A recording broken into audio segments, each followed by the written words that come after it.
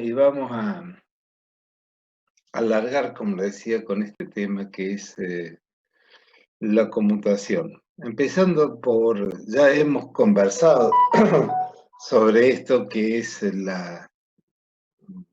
fenómeno que se da y van a aparecer, estoy admitiendo gente, eh, hay un tal Roberto Carlos que pregunta si pudieron entrar.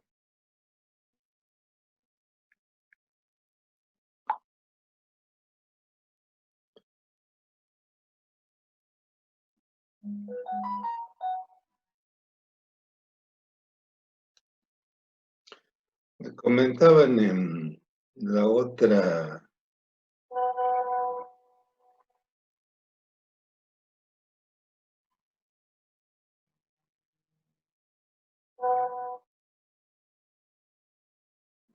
con problemas para ingresar. Este, me comentaban en el otro que tuvieron que escribirlo y no solo copiar y pegar. Ahora que estamos con el sistema Pro, que no tenemos limitación del tiempo, por ahí se plantean otros problemas. Eh, Les decía, la conmutación ya la hemos mencionado en otros casos, y es cuando se produce la inversión del sentido de la corriente en un elemento, o sea, un elemento de bobina que venía con determinado sentido, tal como se ve acá, ¿sí? Tenemos las escobillas que están recogiendo la energía o que están conectadas eh, a estas delgas.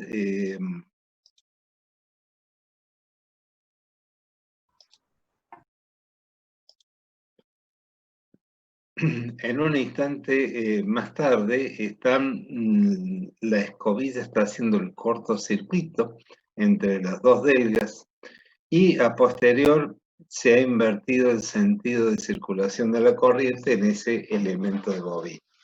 Esto es precisamente la conmutación y es lo que vamos a estudiar en este caso. Para poder hacerlo, en principio vamos a hacer algunas hipótesis simplificativas y luego vamos a analizarlas, digamos, es como para comprender mejor el fenómeno. Y luego las vamos a ir quitando esas hipótesis simplificativas y viendo qué es lo que sucede. Lo primero que vamos a ver es el valor que en cada instante toma la corriente del cortocircuito en el supuesto de que al girar el inducido no se debe inducir ninguna fuerza electromotriz o no se induce ninguna fuerza electromotriz en esta bobina. Esto sabemos que es el elemento de bobina que se está cortocircuitando. Por lo tanto, para sacarnos todas esas influencias que después vamos a ver tienen un cierto peso, pero para sacarnos toda esa influencia, en principio, lo que nosotros vamos a hacer es suponer de que en ese elemento de bobina no se está induciendo ninguna fuerza electromotriz. La segunda hipótesis es que la resistencia de ese elemento es tan pequeña que se puede despreciar comparándolo con la resistencia de contacto entre la escobilla y el colector. O sea, la resistencia de eso es muy pequeña y es despreciable frente a esta resistencia de contacto. Tercero, tal como está dibujado, que el ancho de la escobilla sea igual al ancho de la delga. O sea que estamos suponiendo que hay un aislante de espesor despreciable, ¿sí? Que es el aislamiento entre las dos delgas sea infinitamente delgado. Y esto que la escobilla sea igual a la delga es una cuestión constructiva que vamos a adoptar. Como vemos, no son tan descabelladas, sino de que lo que vamos a hacer nosotros es, con estas hipótesis simplificativas, empezar a estudiar cómo es la inversión del sentido de la corriente desde el momento en que antes de ingresar, que sería esta la primera figura, antes de ingresar cuando la escobilla está haciendo pleno contacto con esta delga, esto está circulando a través de este elemento una corriente que vale I sub I sobre 2.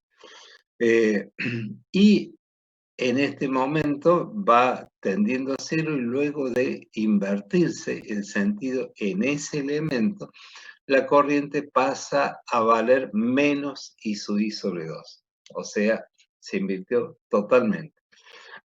El preciso instante de la transición, esto es la conmutación.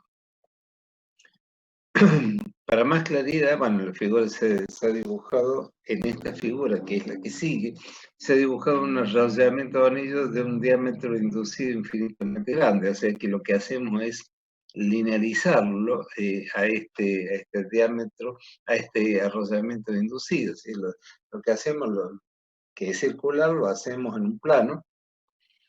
Y fíjense que pongo la secuencia de estas 5 secuencias, digamos así, donde en principio tenemos el polo sur y el polo norte, un elemento de bobina, donde lo que está circulando es a través de la escobilla, en contacto 100% acá con una delga, está circulando una corriente que vale I sub 1, la vamos a denominar I sub 1, que va a ser igual a I sub I.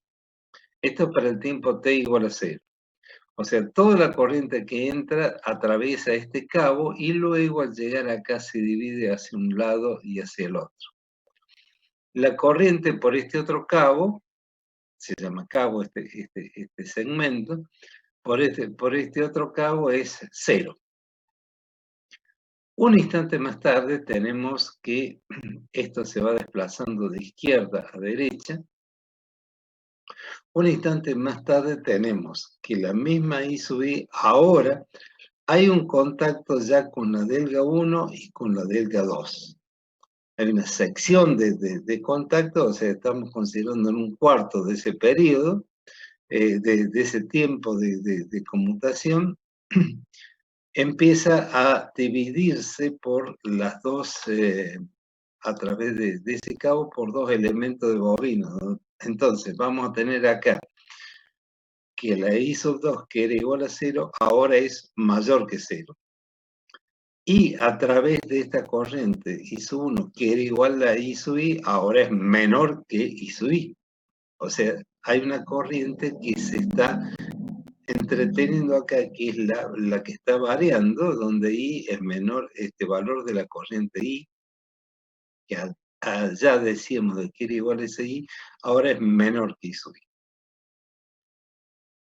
En el tercer dibujo hay un 50% de contacto sobre cada escobilla, o sea, estamos en tiempo t igual a la mitad de t, y tenemos un 50% de contacto sobre cada escobilla. Entonces, tanto I sub 1 como I sub 2 van a ser iguales y son el valor I sub I minúscula, mientras que en este preciso instante la corriente que está circulando por ese elemento es nula, que era lo que veíamos en el gráfico anterior. El tiempo continúa pasando, o sea que ahora tenemos t igual a 3/4, o sea, 3/4 del periodo. I sub 2 es mayor que I es mayor que 0, antes era igual a 0, y I sub 1 es menor que I sub I, y por último, la escobilla deja de hacer contacto con la delga 1 y ahora está 100% en contacto con la delga 2. Entonces I sub 1 pasa a ser igual a 0, I sub 2 igual a I sub I, y este proceso se repite.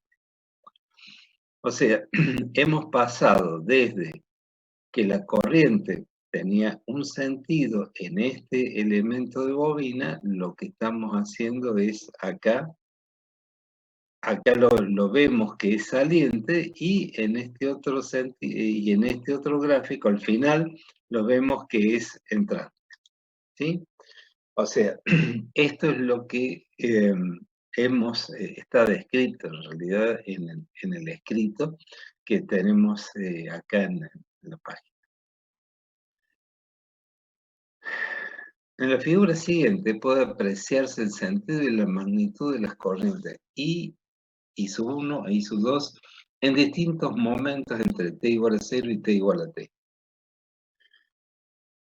O sea, esto es lo que le decía. Antes del inicio, este es el tiempo de conmutación, desde acá hasta acá. Este es el tiempo de conmutación total.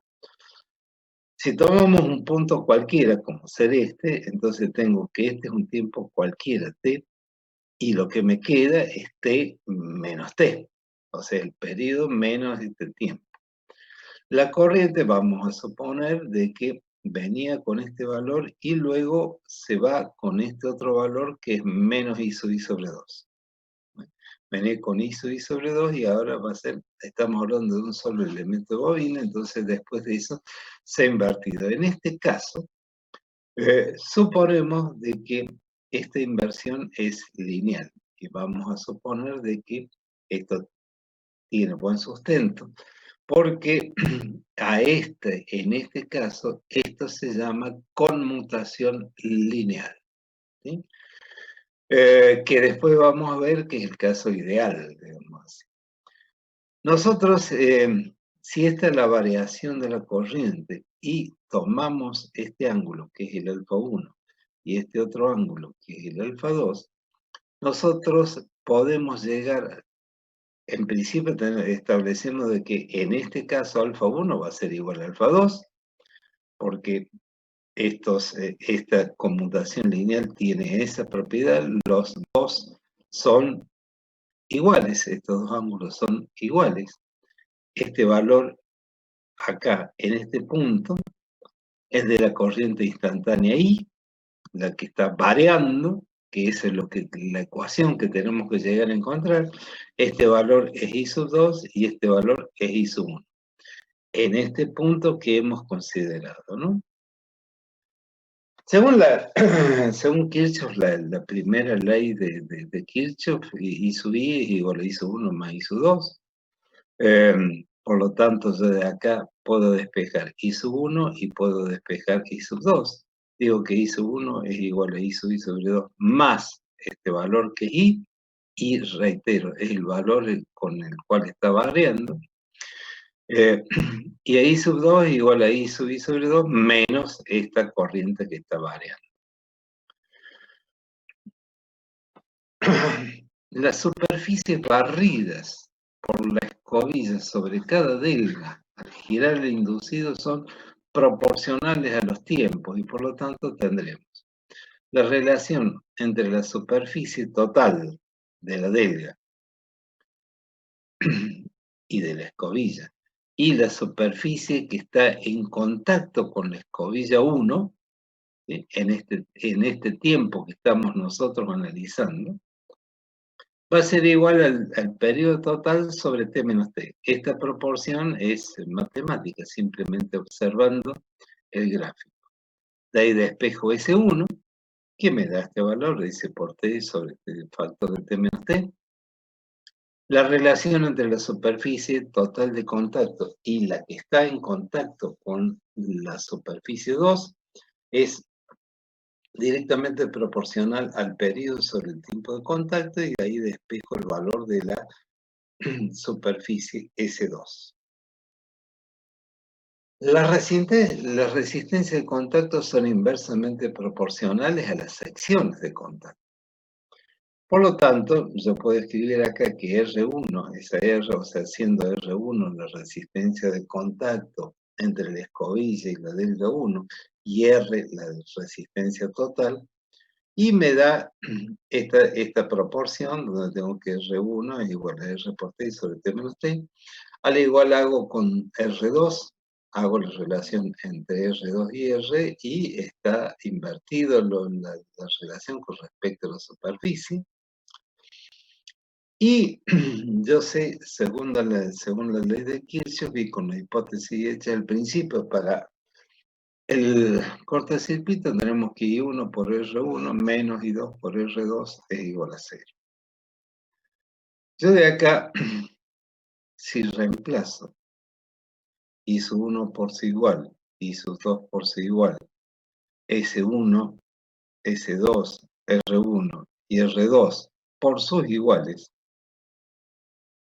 lo que voy a tener es que a esta ecuación voy a encontrar, por acá ya me empieza a aparecer el valor de I, ¿sí? Acá en I1 y en I2 me aparece el valor de I. Yo lo puedo llegar a despejar y me voy a encontrar con que, resuelto este reemplazo, voy a encontrar el valor de la corriente que está variando, que es I sub I sobre 2, factor de 1 menos 2t sobre t. Cuando esta t sea 0, vamos a analizarlo, cuando esta t sea 0, ¿sí? Es 1, cualquier número de 0 es 0, entonces I es igual a I sub I sobre 2. O sea, estoy en el instante inicial de la figura que veíamos recién.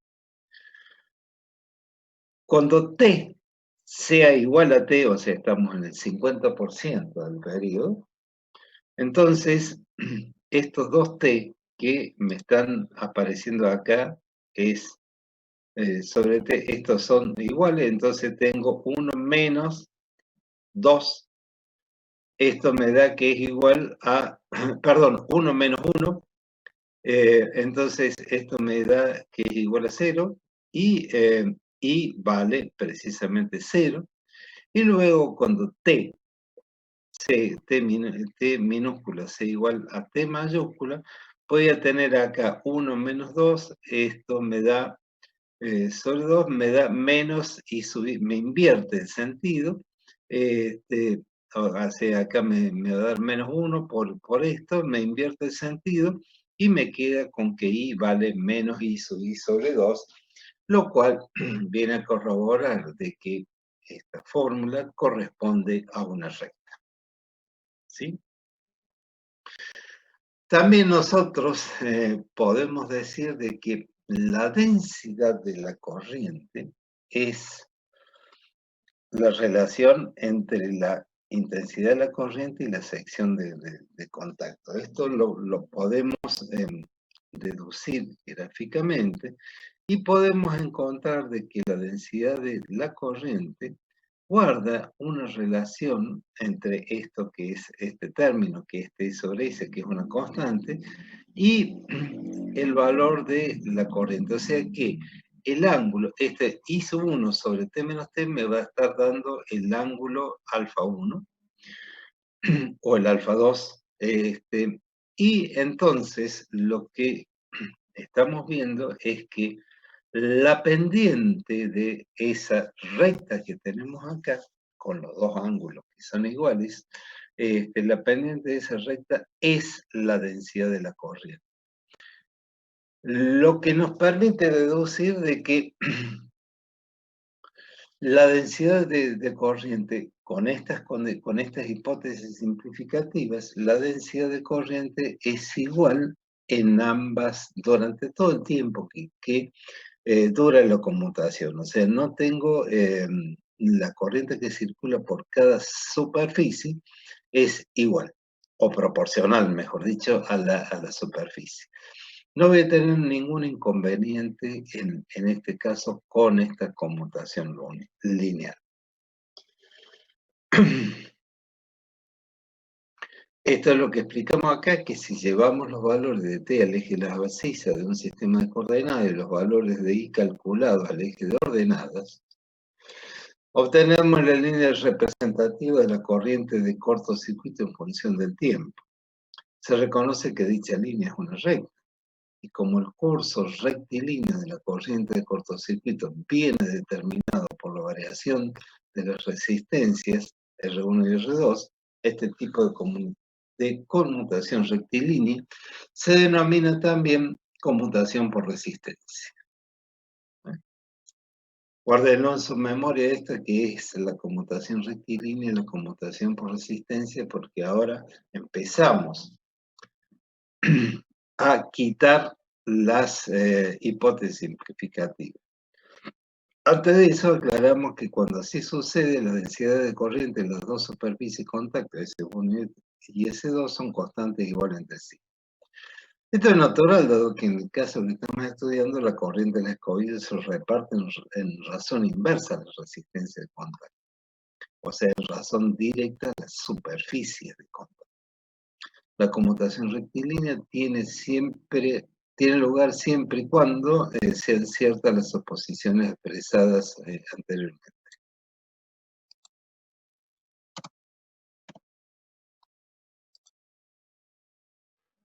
Ahora bien, empezamos a quitar las hipótesis simplificativas. Nosotros dijimos de que no había fuerzas electromotrices inducidas en el elemento de bobina que se estaba cortocircuitando. La electrotecnia no está de acuerdo con eso, por eso lo consideramos una hipótesis simplificativa, ya que hay una corriente que está variando. Y este elemento de bobina está alojado en una ranura que es de hierro, o sea que tenemos metal. Esta corriente que está variando va a inducir fuerzas contraelectromotrices que tienden a oponerse a la causa que la genera. ¿A dónde se van a producir esta inducción de fuerzas electromotrices? Se van a producir en dos lugares. Uno es en la propia ranura.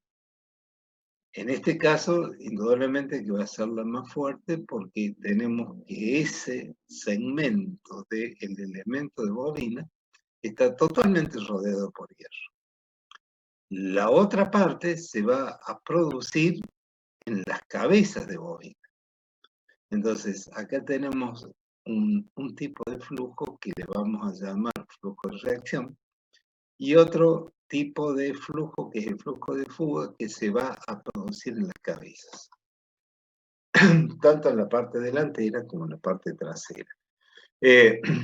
Fíjense de que acá esto va a ser mucho menor porque la reluctancia de esto está rodeado de aire, o sea que su reluctancia es muy elevada, por lo tanto, el flujo de fuga va a ser menor en cantidad que el flujo que se da desde las ranuras.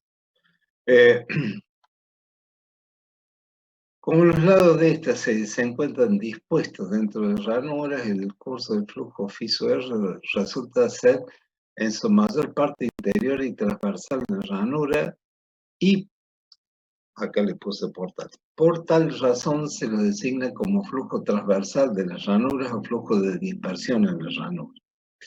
Análogamente, el flujo FISO-F es denominado flujo frontal del inducido y abraza las conexiones frontales de las bobinas en cortocircuito.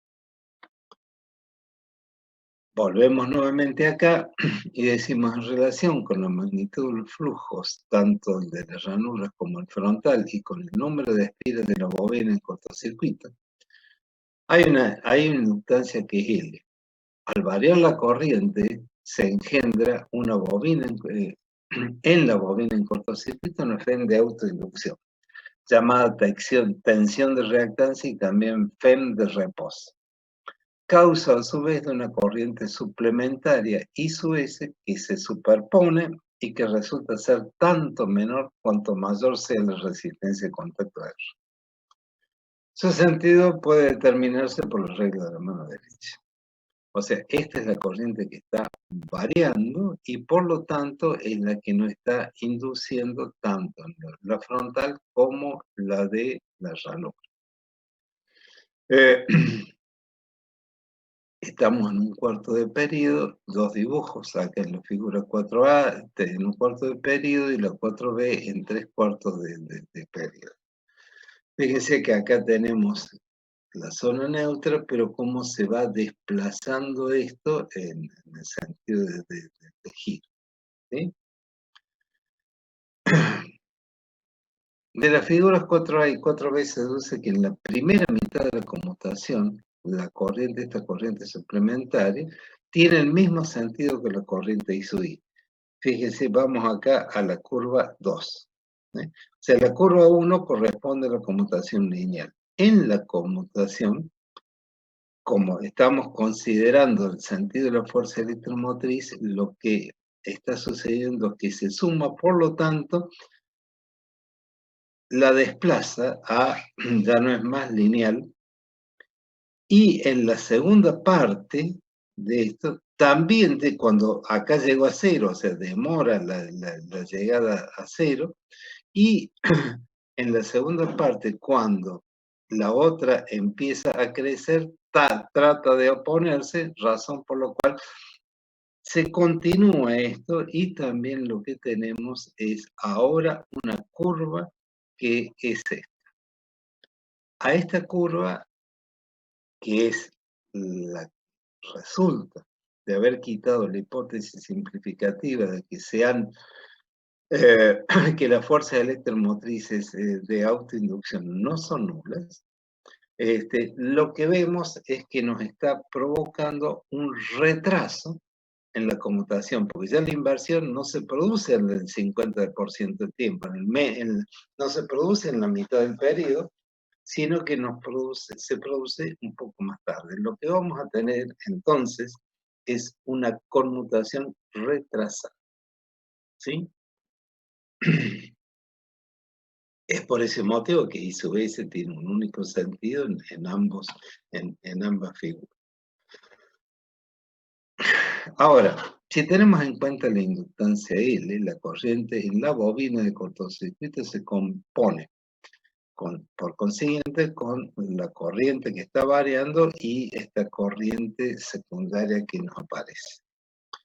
Por adición de los valores tenemos la curva 2 de cortocircuito en esta figura 5. Dicho de otro modo, y más de acuerdo con la realidad física, como la autoinducción equivale a inercia electromagnética, su efecto es hacer que la corriente I decrezca más lentamente, o sea, estamos según la curva 2. Que si no existiera este fenómeno, que es la recta 1, que se retrasa y por consiguiente el momento que la corriente I se invierte. Ahora veamos. Justo acá en el 50%, cuando veíamos los gráficos anteriores, acá había un 50% de contacto de la escobilla con cada una de las deltas. Y ahí era justo cuando se producía el paso por cero. Ahora resulta ser cuando tengamos la mitad del tiempo, ¿sí? La corriente todavía no llegó a cero porque se retrasó. Esto significa que a través de la delta 1, que es la que se va abandonando, al demorarse la conmutación, tengo una sección menor y tengo una intensidad que todavía es importante. Esto va a hacer de que la corriente a través de la parte de contacto de la escobilla con la delta 1 sea de mayor intensidad que el 50%. ¿Sí? Y en la medida que nos vayamos aproximando hacia el final de contacto, todavía esa intensidad de corriente va a ser importante. Esto provoca de que esta conmutación retrasada que tenemos acá haga de que intenta circular una cantidad de corriente importante por una superficie que cada vez es más pequeña. Como no lo va a poder hacer, la corriente va a intentar saltar a través del aire y se van a producir chispas. Ese chisporroteo que se va a producir es típico, digamos, de esto que es un defecto de la conmutación.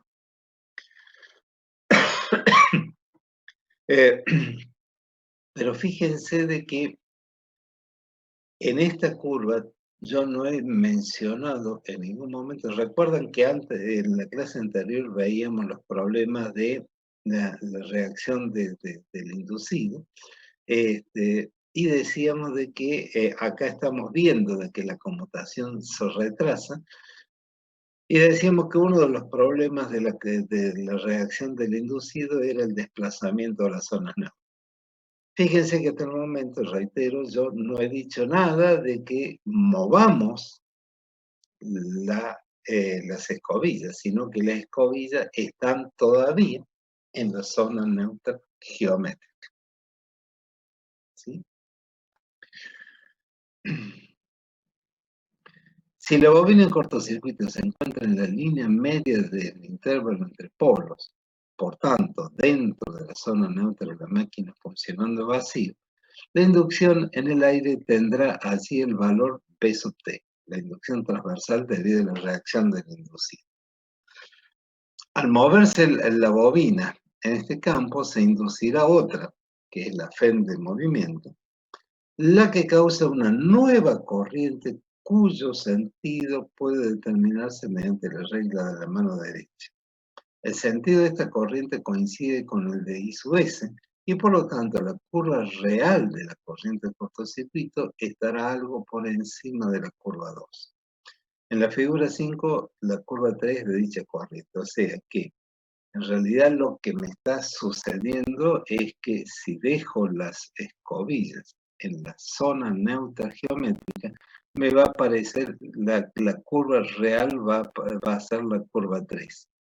Lo cual agrava el problema, porque recuerdan recién que veíamos que la tangente de alfa 1 y la tangente de alfa 2 en la conmutación lineal es igual, y decíamos que las tangentes de alfa 1 era la densidad de corriente, o sea, el producto de una constante por la densidad de corriente. Fíjense que acá la densidad de corriente es la tangente en este punto, y acá es la tangente en este punto. O sea, la que estoy abandonando, que es la del 1, va a tener una densidad de corriente muy importante. Es la que va a provocar precisamente este inconveniente que les mencionaba, que es que se reduce la sección, la corriente, que es mucho más importante que lo que debía ser, intenta aparecer, cruzar a través del aire, y esto lo que va a hacer es un chisporroteo. Ese chisporroteo es típico de una conmutación defectuosa. Por el momento estamos estudiando cuál es el defecto, ¿no? Debido a las tensiones inducidas en la bobina cortocircuito, la comunicación de la corriente se retarda con respecto a la comunicación rectilínea. Según la curva 1, la conmutación tiene lugar en el tiempo t sobre 2, y según la curva 3 se hace bastante más tarde. Que la conmutación se retrase resulta perjudicial, y que en el momento t igual a t en que la delga saliente va a abandonar la escobilla, la, la densidad de la corriente en la superficie correspondiente a esta última, la FEM de autoinducción de la bobina en cortocircuito, crece notablemente. En efecto, volvemos acá en la figura 6, que es esta es conmutación lineal, y esta es la resultante que tenemos, ¿sí? En efecto, de la figura 6 deducimos que la conmutación rectilínea en el momento t igual a t sobre 2, o sea, el 50%, la densidad de corriente de la superficie de la escobilla en contacto con la delga saliente es de 1. Y proporcional a BCE sobre CD, y que se mantiene constante durante toda la conmutación. Recuerden, como de conmutación rectilínea, la densidad de corriente es constante. En cambio, con la conmutación retardada, para el mismo momento tenemos de 1 proporcional a AC sobre CD. Esto hace referencia a los segmentos que están en la figura. Y por lo tanto, de 1 aumentado en el tiempo t igual a t.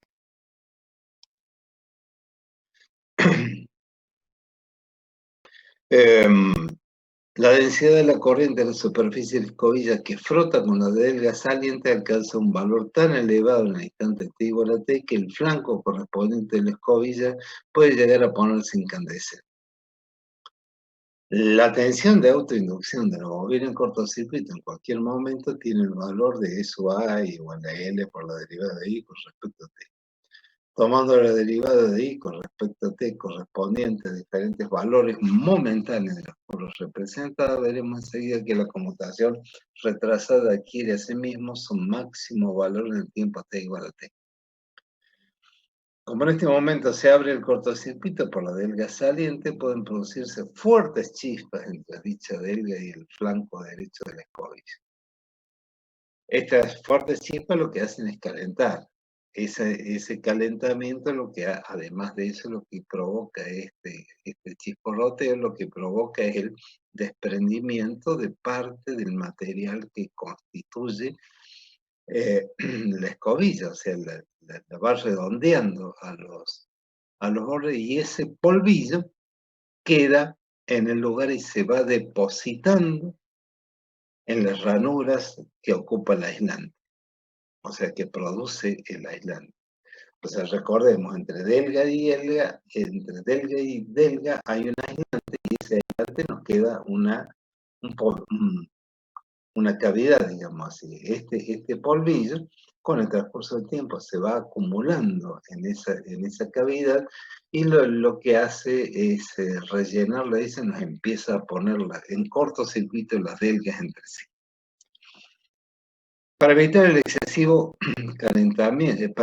calentamiento excesivo del borde de las escobillas y las chispas entre este y las delgas, la variación de la corriente deberá ser pequeña en el momento T igual a T. Durante la segunda parte de la conmutación, por ejemplo, para T igual a 3/4 de T, la corriente I sub 2, que desde la escobilla pasa por la rama derecha del devanado, encuentra dos caminos en paralelo. A saber, el contacto con la delga 1 y el contacto con la delga 2 en serie con elementos de conmutación. En los últimos momentos, como la resistencia R1 crece indefinidamente, la corriente tiende a pasar por el otro camino, pero si la autoinducción es elevada, encuentra para ello gran dificultad y le es más fácil seguir por la delga 1, saltando ella en forma de chip. Se ve pues en marcha, en la marcha de la conmutación, que depende de los valores relativos de la resistencia de contacto y del coeficiente de autoinducción. Aumentando la primera, mejora la curva de la corriente del cortocircuito, aproximándose a la recta. Si nosotros desplazamos un arco alfa, o sea, aproximamos lo que serían las escobillas a la zona neutra real, ahora, la zona neutra eléctrica, ahí ya estamos desplazando un ángulo alfa de la máquina de carga, conseguiremos que los bobines en cortocircuito queden situadas dentro de la zona neutra. O sea, la curva 1 en este caso era la conmutación lineal, la curva 3 era la conmutación atrasada, y si nosotros volvemos a la curva 2, digamos, que es la que estaría que falta acá representar, moviendo las escobillas volveríamos a la curva 2. Aún así vamos a tener una conmutación levemente retrasada. Para solucionar esto, lo que vamos a hacer es desplazar las escobillas, en vez del ángulo alfa, lo vamos a desplazar un ángulo beta, que es mayor que alfa. O sea, la desplazamos más.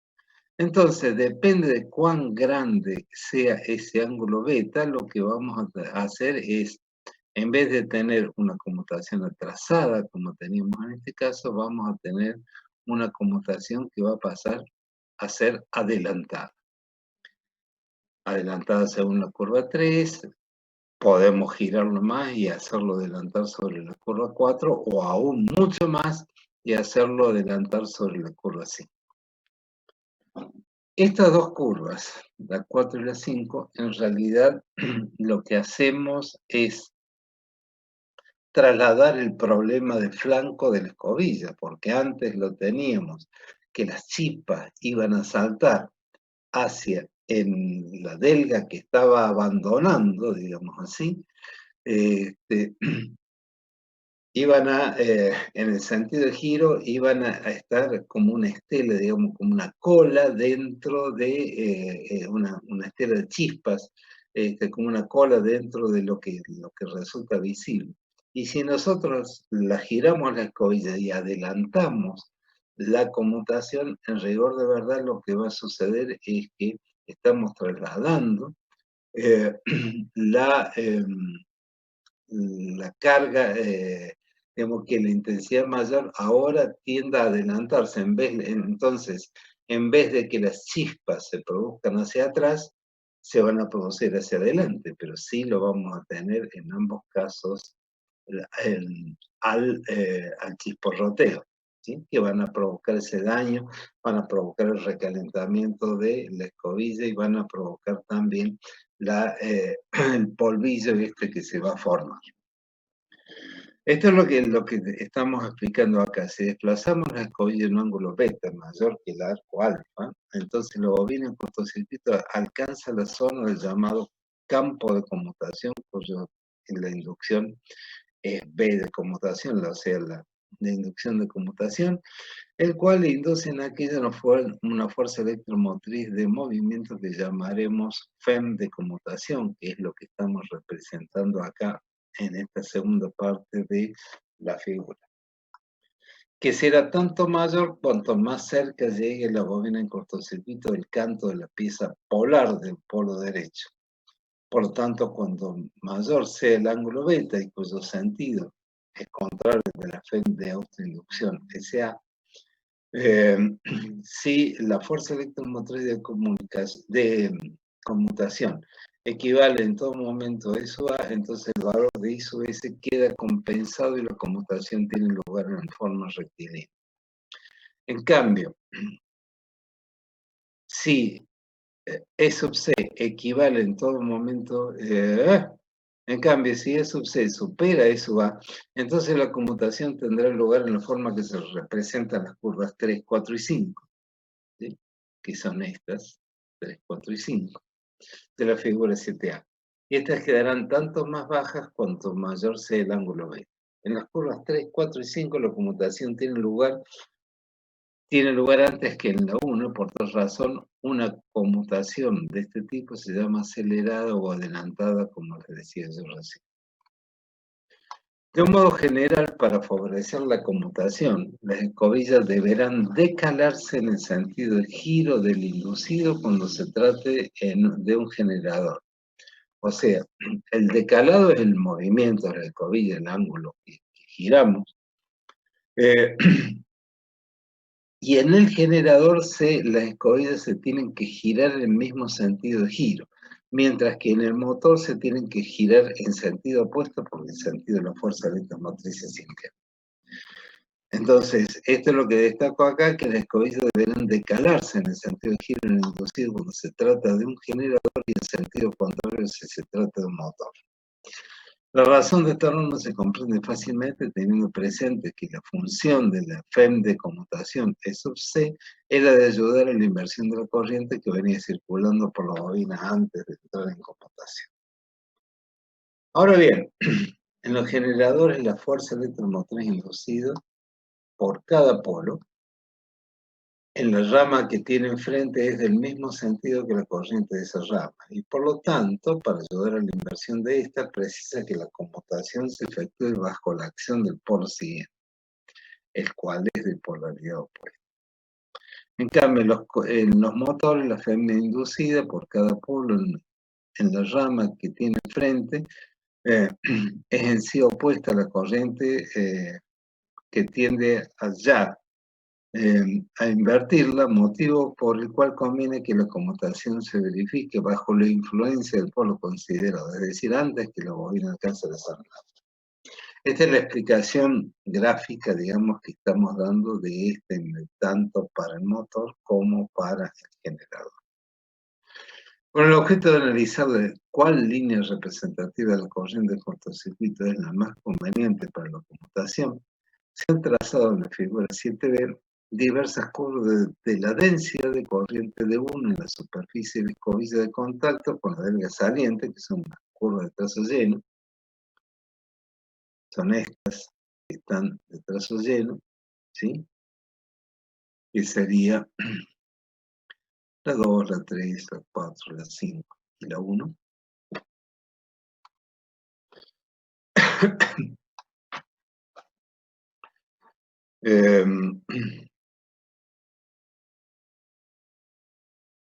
Y otras varias para la densidad de 2 en la superficie de contacto con la delga entrante, que son curvas de trazos. Todas en función del tiempo y correspondiente a las curvas de la corriente de cortocircuito de la figura 7A. En el tiempo t igual a t se verifica que D1 es proporcional a la de la corriente y por lo tanto sus curvas representativas también sirven para conocer la fuerza electromotriz de la FEM de autoinducción. Eso va al final de la conmutación. En la figura 7b se desprende que, según la línea 1, durante el tiempo que dure la conmutación, la densidad de corriente en toda la superficie de contacto de las escobillas y la FEM de autoinducción son constantes. En cambio, la curva 4 indica que al abrirse el cortocircuito, la FEM de autoinducción y la densidad de corriente de 1 en el flanco saliente de la escobilla son nulas, puesto que la derivada es igual a 0. Esta curva, por lo tanto, es la que más nos garantiza contra la incandescencia y las chispas de ese flanco de escobilla. O sea que lo que estamos haciendo es, al adelantar la conmutación, girar un ángulo alfa mayor que el ángulo beta, perdón, girar un ángulo beta mayor que el ángulo alfa, que era la diferencia entre la zona neutra geométrica y la real. Lo que estamos haciendo es conmutar, y lo que va a suceder es que, como estamos en el mismo sentido de giro, en realidad la chispa no va a saltar, sino que se va a meter debajo de la escobilla y el daño que puede llegar a provocar es muchísimo menor. Para el estudio que acabamos de realizar, partimos de ciertas hipótesis simplificativas que de hecho no responden a la realidad. Si tomamos en consideración la resistencia de la bobina, en cortocircuito veremos como la conmutación no presenta ya un curso rectilíneo. Voy a volver hasta el gráfico para que lo veamos.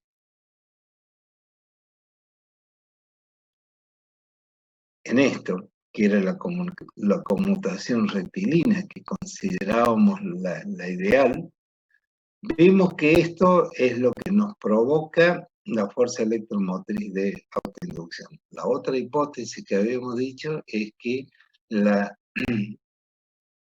resistencia del elemento de bobina era totalmente despreciable frente a la resistencia de contacto.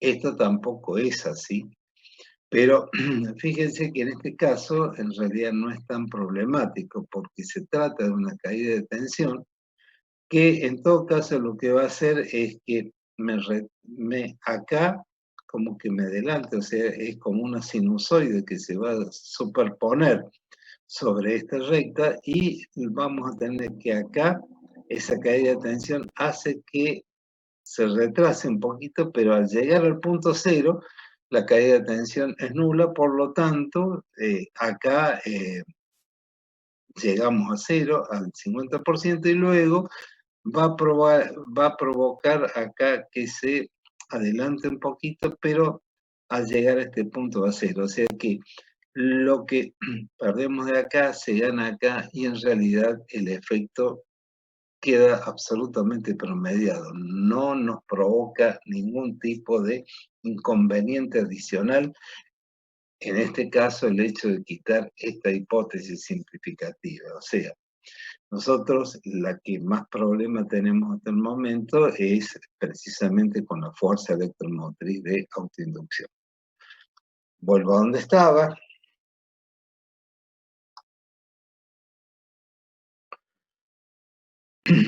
Entonces decía, si tomamos en consideración la resistencia de la bobina en cortocircuito, veremos como la conmutación no presenta ya un curso rectilíneo, ni aún suponiendo que no exista aquella FEM. La primera mitad de la duración del cortocircuito, la conmutación T la conmutación se acelera algo, mientras que después se retrasa un poco. Con ello, la densidad de corriente en la superficie de contacto de las escobillas aumenta con respecto al caso de la conmoción de la conmutación rectilínea. Sin embargo, este aumento es pequeño y puede prescindirse de él en las máquinas de corriente continua, puesto que la resistencia de contacto de las escobillas suele ser mucho mayor que la resistencia de los bobinos cortocircuitos. Tampoco la influencia que ejercen el espesor del aislamiento entre delgas y colector y la variabilidad de la resistencia R de contacto de la escobilla hacen variar esencialmente los resultados obtenidos. O sea, no tenemos tanto inconveniente al considerar de que el espesor del aislante no es nulo y no tenemos inconveniente al considerar de que el ancho de la escobilla es levemente mayor que el ancho de la delga. Vamos a calcular ahora la fuerza electromotriz en el elemento cortocircuitado. Resulta sumamente difícil analizar de una manera puramente teórica y completa las circunstancias en que se consigue una conmutación sin chispas.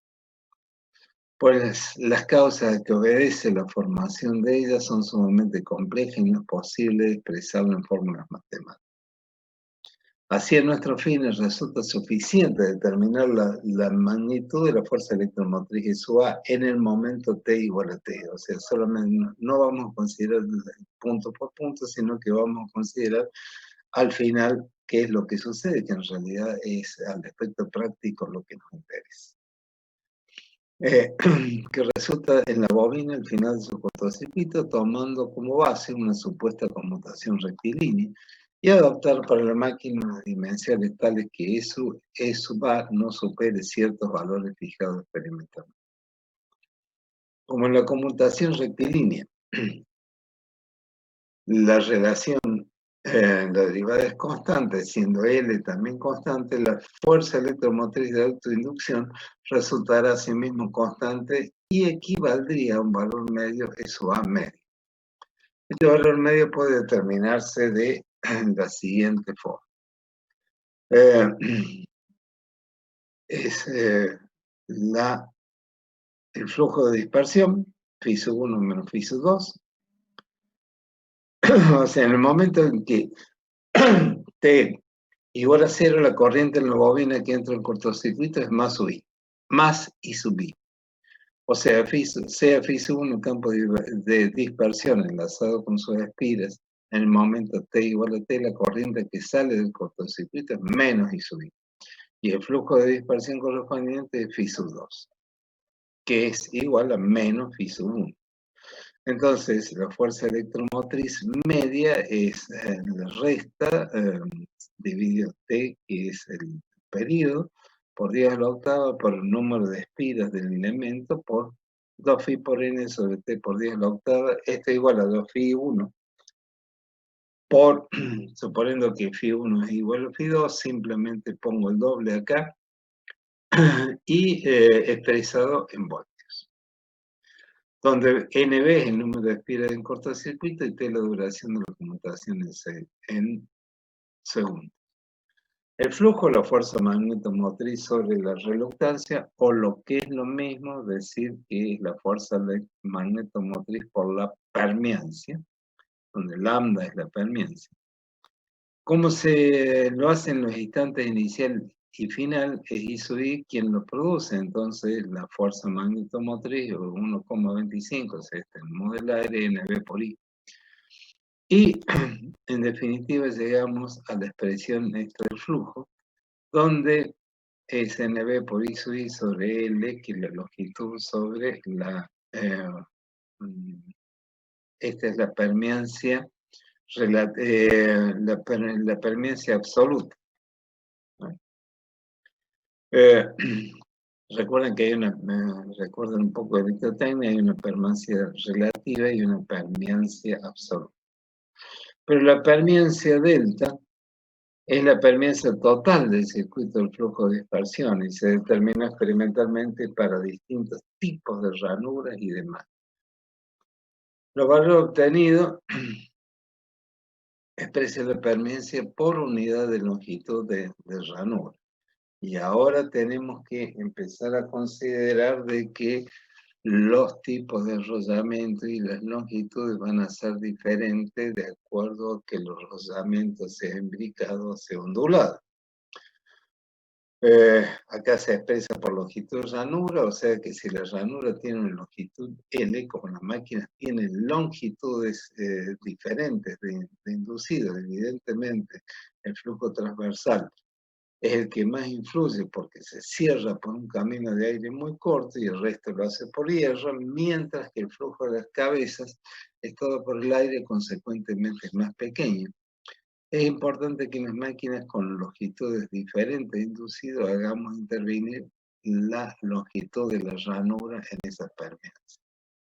Es 2L por lambda, lambda por unidad de longitud, porque son dos ranuras. Entonces, podemos escribir que el flujo es 2NB por I sub I por L por lambda.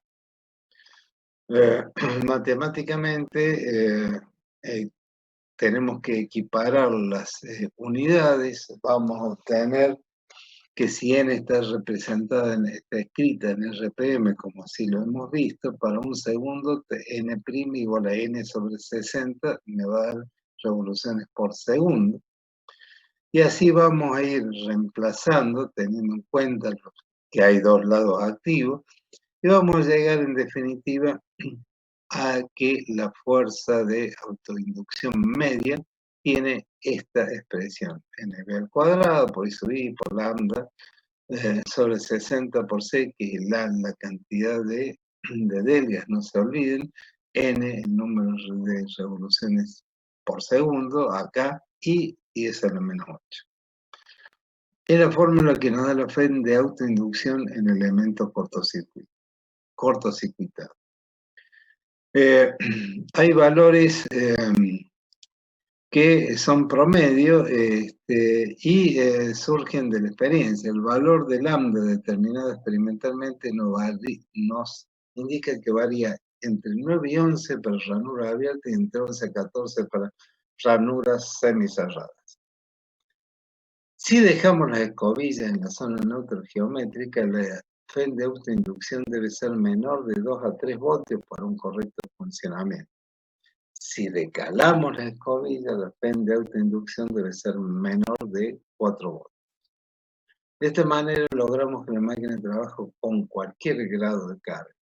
Ahora bien, si se construyen las máquinas siguiendo todas estas condiciones, resultan grandes y pesadas. O sea, lo que estamos haciendo acá es trabajar con el valor de con la forma de las ranuras, para lograr variar este lambda, que es la parte que nos va a incidir sobre la autoinducción. ¿Cómo hacemos para mejorar esta conmutación? La solución para conseguir una conmutación libre de chispas, hasta el momento no hemos introducido ningún factor auxiliar en la máquina. Mediante la desviación de las escobillas resulta muy complicada para el servicio de la máquina. En efecto, según el grado de carga y el sentido de giro del inducido, varía la reacción entre este y por tanto la distribución de la inducción en el aire del intervalo entre polos. Por tal motivo, con el grado de carga y sentido de giro corresponde a una distinta posición de las escobillas adecuada para que la conmutación se efectúe sin chispa.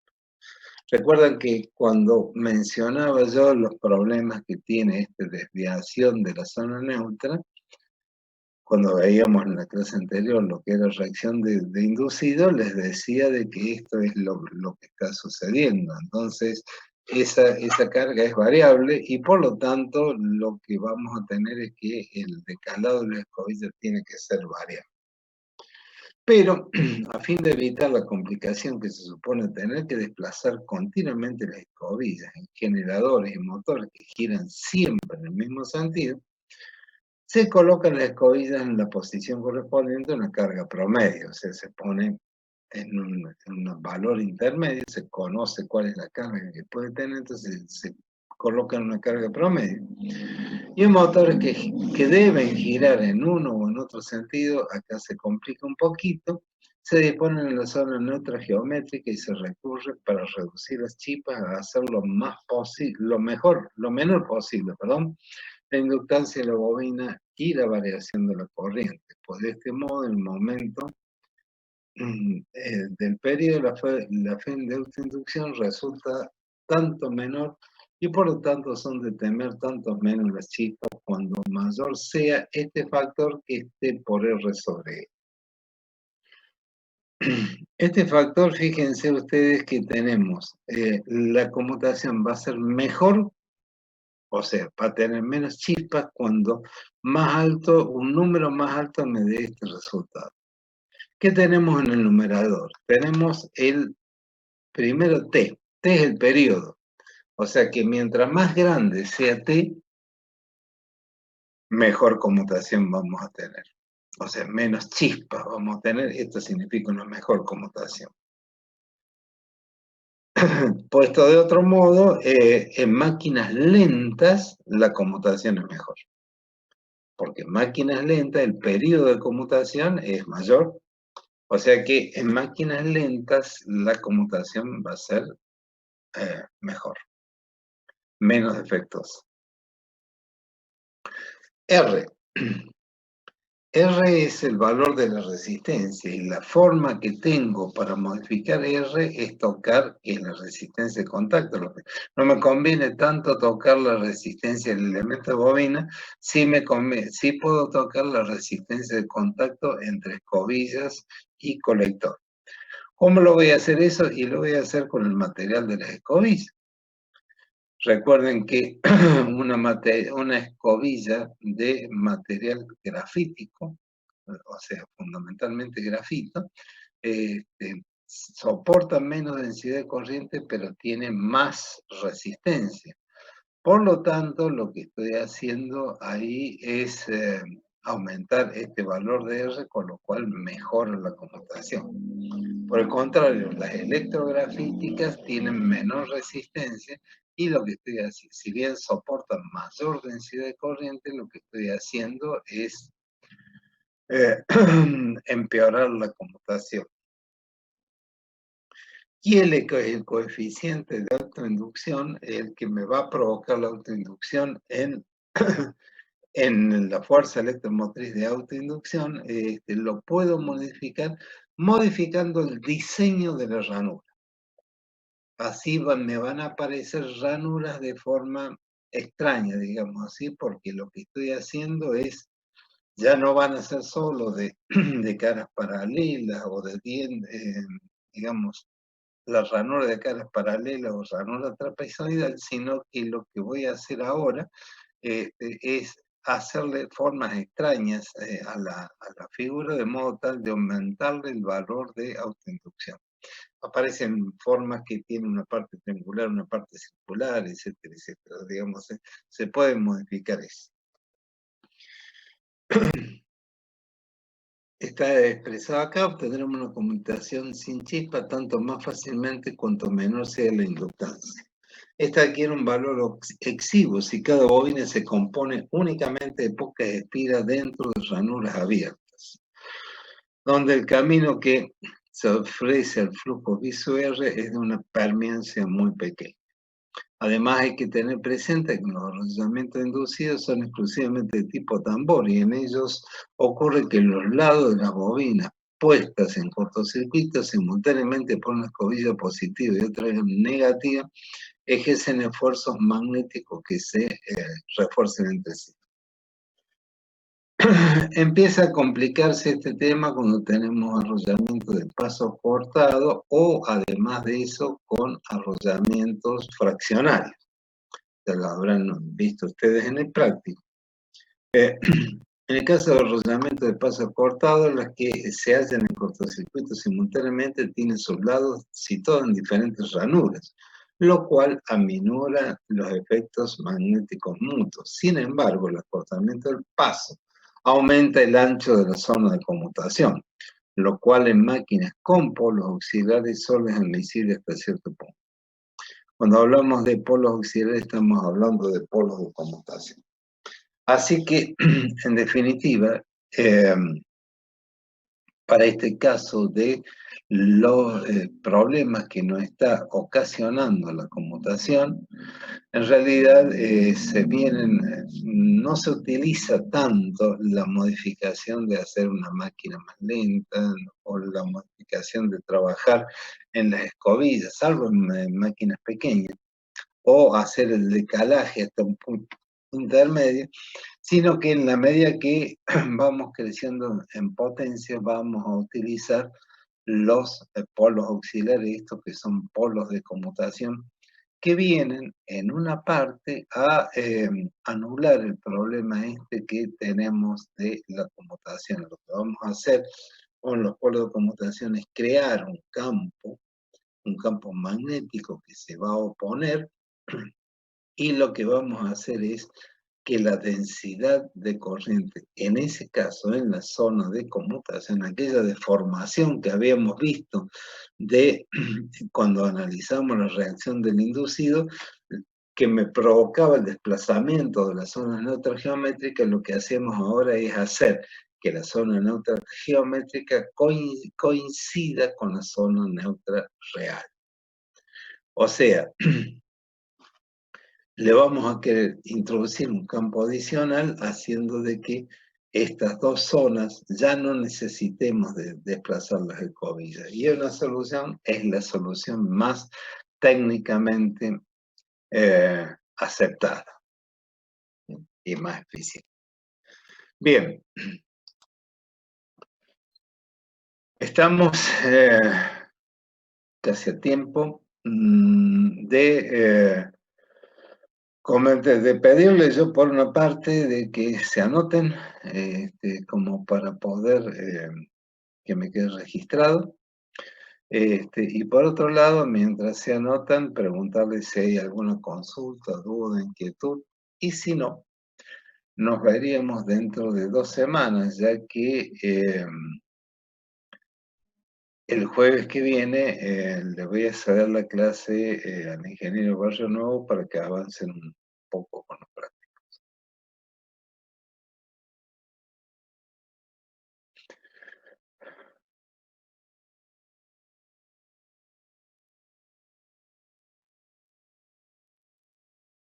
Bueno. Profe, ¿le puedo hacer una consulta sobre el práctico? Porque como no sabemos, no sé si, creo que no tenemos más clases hasta el parcial, y con un grupo de compañeros tenemos una duda. ¿Cuál será? Cuando hacemos los ejercicios del TP1 y el TP2, más que todo el TP1 por ahora, porque el TP2 no alcanzamos a hacer, nos quedamos en el primer ejercicio, pero la duda nuestra es cuando graficamos el imán en el diagrama, digamos, ¿cuántas líneas ocupa? O sea, ¿en qué nos basamos para que decir, bueno, en este ejercicio va a ocupar, por ejemplo, 3 deltas, 3 líneas, en este 4 y dejamos una zona neutra? ¿O cuántas zonas neutras se deben dejar? Esa es nuestra duda. No tengo presente yo en este momento, no he visto el ejercicio, me hablas del TP1, del TP2, no he visto los ejercicios, así que mucho en este caso no te puedo ayudar. Yo te sugeriría de que concertes o una charla vía Zoom con Gerardo, que lo convoques, como yo, por otra parte yo lo voy a avisar, pero como para que les dé alguna consulta y puedan ustedes sacarse esta duda. Perfecto, sí, si no yo mañana le mando un mensaje, ahora para no molestarlo, que ya es medio tarde, mañana le mando un mensaje y veo que cuando el ingeniero puede, que tenga un ratito Sí. libre. Muchísimas gracias, profe. Bueno, muy bien. Hasta luego. Bueno, si no hay más consultas, nos despedimos. Buenas noches, ingeniero.